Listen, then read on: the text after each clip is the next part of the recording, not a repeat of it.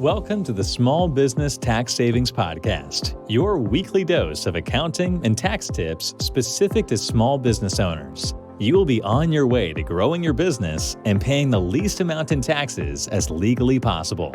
Here's your host, Mike Jezoshek, CPA. Hello, everybody, and welcome back to another episode.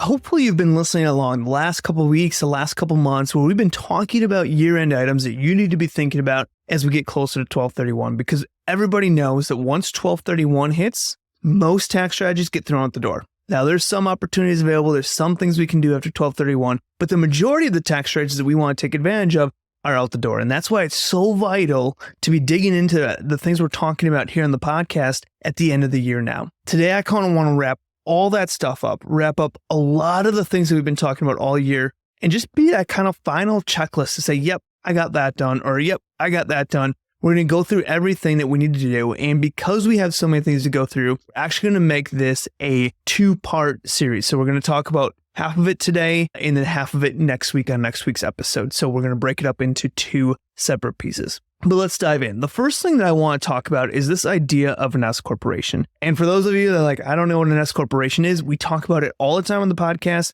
Go back, check out some of the previous things that we've done. We've done a full series on it. Every year we do an episode that kind of catches us up on it. But essentially, an S corporation is a way to help minimize the amount that you pay in self-employment taxes. And it's a tax strategy that we recommend for a lot of people once their income starts to hit a certain point where the self-employment tax is getting pretty heavy. We utilize the S corporation to help offset that. Now, basically, an S corporation is simply just a tax election. You need to have an LLC set up or a corporation set up, and then we're electing for it to be taxed as an S corporation. So now is the time here before the end of the year. If you have a business that is doing pretty well or had a good year here in 2023, and it's a business that you likely would want to be an S corporation, you have the opportunity now to do a late election on that business, to do a late election, run a payroll before 12/31, and make 2023 the year that you can be an S corporation for the full year. Now, the big thing to be thinking about here is that we talk about with an S corporation that you have to have an LLC or corporation set up. So if you're sitting here in November and you have no LLC or corporation set up and you're just running as a sole proprietor, there's nothing we can do from your income all the way up until this point. So one thing that I would say there is if your business is starting to make some money, you think that this year is going to end well and into next year and you're still operating as a sole proprietor, take the time now. Get an LLC set up, because once we have that LLC set up, now that we know we can elect S Corp status whenever it makes sense for our business. But without that LLC set up, if we all of a sudden have a killer year or have a great deal that goes through under that sole proprietorship, now we can't take advantage of that S Corp opportunity. So if you're operating as a sole proprietorship and you're starting to churn in your business, starting to see some progress, and you think an S Corp might be something in the future, do some legwork now to get that LLC set up so that when the S Corp does make sense, we can do that S Corp late election on your LLC. Now, if you have an LLC set up already this year and you're having a great year, your profit is over $50,000, and that's before paying yourself. So you expect to kind of have your business profit $50,000 or more. You're definitely going to want to look into an S corporation, and we can do a late election. So as long as you've had the LLC and you've been operating under the LLC all year long, if an S Corp makes sense for you, and go back and check out our episodes that we've done on S corporations. And if you're making over $50,000 a year, generally we're going to say an S Corp probably is going to be a great option for you. But if an S Corp is right for you, now is the time that we can do a late election, request to backdate that S Corp election as of January 1st, 2023, and we can run some payroll now before year end to get caught up, and we can make 2023 a year, the entire year that we were elected and taxed as an S corporation. And you might be thinking, payroll, what does payroll mean? And if you've been around for a while, you know that with an S corporation, you need to take a reasonable salary as the owner of the business. You're required by law to take a reasonable salary as the owner of the business. So that's that payroll piece. And that's something we want to do before 12/31. So if you're saying, hey, I'm looking to be profiting over $50,000 this year, I'm currently operating as a single member LLC, no S Corp election, great. You're in a great position where now we can do a late election, backdate it to January 1st, make sure you get payroll set up and ran before 12/31, and now you're going to be an S corporation, not only for 2023, but every year after that moving forward as well, which can be a great thing, an awesome, incredible way to save on self-employment taxes. Now I want to flip the switch and talk to those of you that are already S corporations. So you've realized, hey, there's some tax saving potential with the S corporation. I'm already operating as an S corporation. What do you need to know as we're getting close to year end? Well, we're going to revisit that same idea, is that salary. Make sure that you have ran your reasonable salary. Make sure you revisited it. Is your salary still reasonable? Are you taking the correct amount of salary? Are you taking too much salary? Are you taking too low salary? Whatever it is, we need to make sure we're taking some salary, and it needs to be reasonable. Those are the requirements. So revisit your salary before year end and make sure, yeah, that salary is reasonable. I have support to back that up. That salary makes sense. Make sure that your salary is reasonable enough, but also you don't need to go higher than you need to with your salary because you're just paying more in self-employment taxes, or in this case, FICA taxes, as you increase that salary. So do a salary relook. If you haven't ran salary and you're operating as an S corporation, do it now. Go to Augusta right now. Go to your payroll provider right now. Start running your salary. Get that through the system so that you know that salary is out the door and ran before 12/31. If you've been running salary, just make sure, do a checkup on it. Make sure it's reasonable enough. Make sure the amount's right. If you need to kind of skip December payroll because you've taken too much, great. If you need to run a bonus in December because you haven't taken enough, great. Make sure you're doing that checklist of things like that. We also have a full episode that we did on what is a reasonable salary and how do we determine that. So definitely check that out as well. Another thing is if you're self-employed or if you're an S-Corp owner and you have health insurance that you're paying for yourself out of your business or paying for it personally, but you're a self-employed individual, an S-Corp owner that's paying for your own health insurance, there's something special that we need to do with that in order to get the deduction. As an S corporation, it's fully deductible. Health insurance premiums are fully deductible always and all the time. But as an S corporation, we need to jump through some hoops for it. We need to take that health insurance as a business expense in the business. We need to add it to our W-2 payroll, and then we're going to get the deduction again on our personal side. So we get a business deduction for it. We're going to add it to our W-2 payroll, which increases our payroll, which, hey, if you're looking for more payroll you need to take, this is a great way to bump that payroll up. Add your health insurance. Make sure you're taking advantage of that. So we increase our payroll, and then we, again, get that deduction when we file our personal tax return. So if you haven't been adding payroll, or if you haven't had your health insurance costs factored into your W-2 payroll, make sure you reach out to your payroll provider before year end and let them know, hey, here's the amount of self-employed health insurance, S-Corp owner health insurance premiums that were paid, and they're going to need to do a true up on the payroll side to make sure it's included in your W-2. This is something, if you're using Augusta, they know exactly what this is. You can reach out to them, talk to them. If you're working with another payroll provider, they should also know exactly what this is. Now, if you are the owner, if you're an S-Corp owner with health insurance premiums, how it's reported is different than your employees. So make sure you're very clear when you're talking to your payroll provider that you need to gross up your W-2 payroll with your self-employed health insurance premiums as an S-Corp owner, and they should know exactly what to do. The final piece here is the accountable plan. So we did an episode on this a few weeks back, but again, accountable plan is just a fancy word for reimbursement. It's a way that we can reimburse ourselves personally for items that we paid for that were either 100% business or a business and personal mix.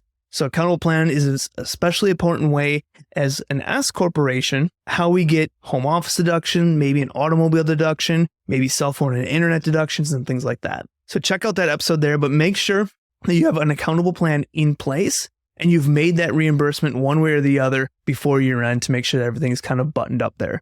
Again, the accountable plan is how, if you're an S Corp owner, it's how you get the home office deduction. If you have a vehicle that's in your personal name, it's how we get a deduction for that. If you have any other items that are business and personal mix that you're paying for personally, we use an accountable plan to reimburse ourselves for that. And so that's a great tool that we want to just make sure that we're doing it correctly. So final wrap up on S corporations. If this is a year that an S corporation makes sense and you're not currently an S corporation, but you have an LLC already set up, make sure that you look into it. If you qualify, if it makes sense, do a late election, run your salary, and now you're an S corp for 2023. If you've been thinking about this S corporation, but you're operating as a sole proprietorship, you don't have that LLC set up right yet, make sure you get that LLC set up now so that next year in 2024, we can look at that S corporation as an option there. If you're already an S corporation, make sure that you're revisiting your salary to make sure you're still taking a reasonable salary. If you're paying for health insurance premiums out of pocket, make sure you're adding that the correct way to your payroll as an S corp owner, and also make sure that you're taking care of your accountable plan, your reimbursements, making sure that's all recorded, buttoned up, and input on file as well. So that's the S corp year-end items I just kind of want to touch on.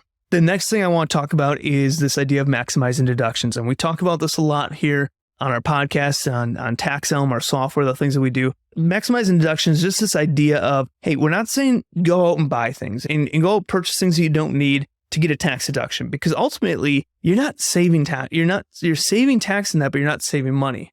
As an example, let's say you're in the 25% tax bracket. You go out and buy something for $1,000.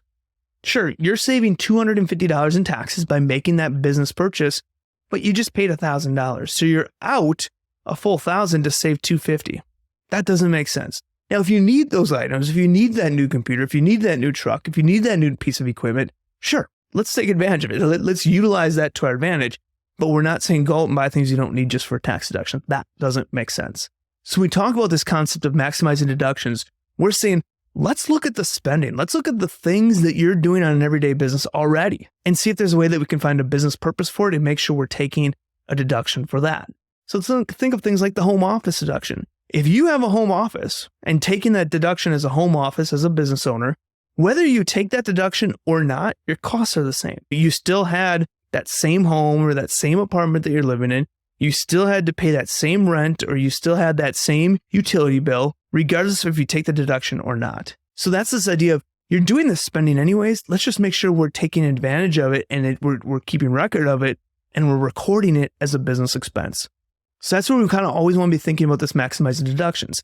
You're buying equipment, you're buying cell phones, you're buying computers, you're buying desks, you're buying furnitures. Is there a way this is tied to your business? And how do we make sure and ensure that we're getting a business deduction for that spending that we're doing? So we always want to be visiting every time we're swiping our card. Is there a business purpose for this? Can I back it up? Is it reasonable and necessary in my business to make this purchase? If so, let's make sure we're taking advantage of that. So the end of the year poses a great opportunity where we can revisit that. Go through your personal credit card statements. Go through the spending that you've done on your personal side and say, hey, was there some things in here that maybe I put as a personal expense, not even thinking, but now I can add to my accountable plan, I can take as a business deduction? We're talking about meals. You might be having a family meal coming up. That is, do you have your family on your board? Is there ways, are you meeting with family members? Are you meeting with friends that happen to be clients that you're talking to business with, that you're asking for advice for your business? Well, oftentimes business owners will say, well, that's just a personal meeting. It's a friend. But if the friend is also your client, or also your advisor, or also somebody that you consult with, that's a business meeting that you had with them, even though they are your friend. So let's start to be thinking about those opportunities.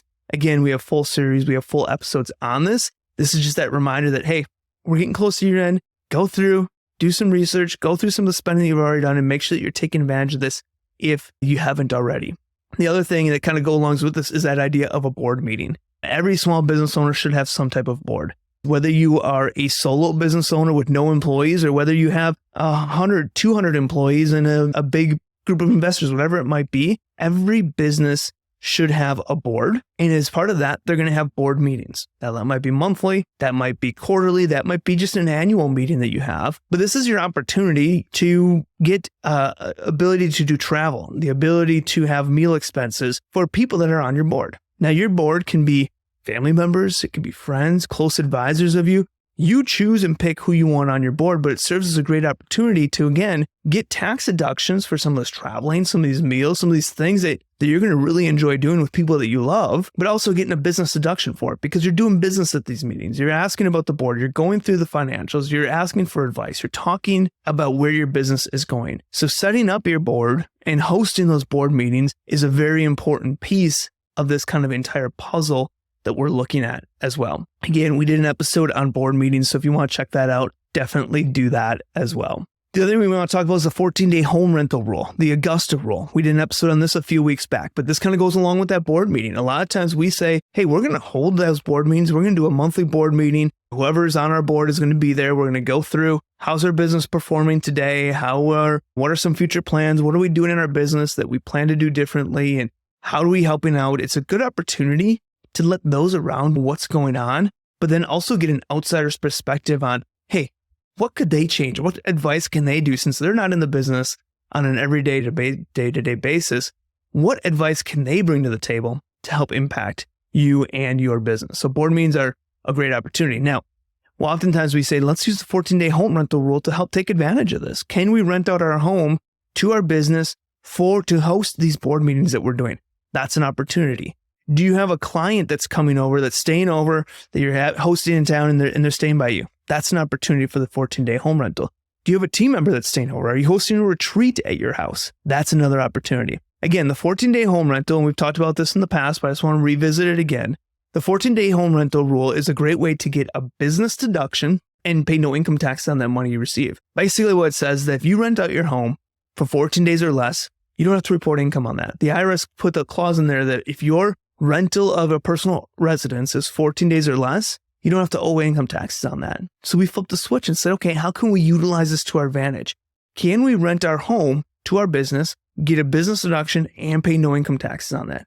Absolutely. But we need to make sure we're dotting our I's and crossing our T's. Why are we renting our home? Is it for a board meeting? Is a client staying over?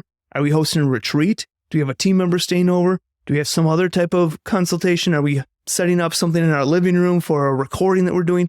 Why are we renting our home for our business? And this is separate from the home office. So the home office, different item. This would be something that occurs in your home outside of your home office. So separate from your home office. But is there a way that we can rent out our personal residence to our business where our personal day resident or total days rented at our personal residence is 14 days or less? If there's a way we can do that, now we can get a business deduction and pay no income taxes on that. So check out the episode that we did on that. But here's our last kind of opportunity here as we get into the end of the year. Make sure that if you are utilizing this strategy, you have your documentation on file to help back it up and to support it. Make sure you have that documentation there, as well as making sure that you make the payment before 12/31 so that you get that deduction. And then again, you don't have to report it as income taxes on that. The other thing we want to talk about today is funded retirement accounts. Funding retirement accounts is, again, a great strategy to utilize within your business. And so if you're operating as a business with no employees, we're going to look at a SEP IRA or a solo 401k. Traditionally, we're going to lean more towards that solo 401k if you're looking to maximize deductions, maximizing the amount that you can put into retirement accounts.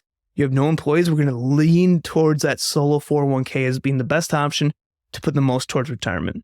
We do a retirement series every year with Matt Ruttenberg over at Life Inc. Retirement Services. So if you want more on that, if you want to get introduced to him, just let me know. I can get you introduced to him, but make sure that you're funding those retirement accounts to make sure and factoring that into your payroll and everything else when it comes to that.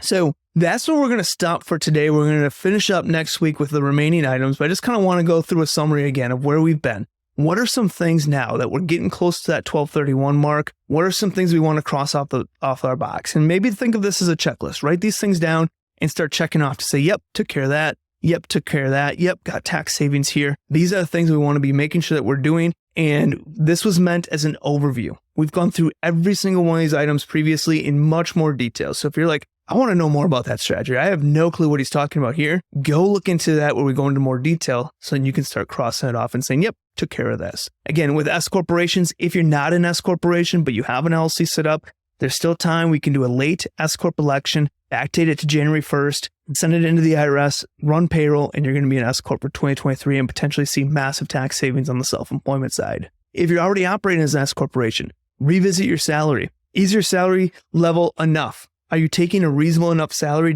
And can you help back that up and support it? Is your salary level too high? Do we need to maybe say, hey, let's skip December because we're way over what is reasonable. We're overpaying ourselves, which in turn is making us pay more FICA than necessary. So revisit your salary, make sure you're the right amount. If you're an S corporation and you have not ran payroll yet, to yourself as the owner, make sure you do that before 12/31, especially if you're taking distributions. If you're an S corporation owner and you're paying for health insurance premiums out of pocket, make sure you're treating them correctly. We're running them through the business, getting a business deduction. We're grossing it up on your W-2 as S corp owner health insurance premiums. Make sure you let your payroll provider know exactly what you're doing there, and then you're getting the deduction again on the personal side. The end result is you get a deduction for it. You just have to jump through some hoops, specifically if you're an S corporation owner.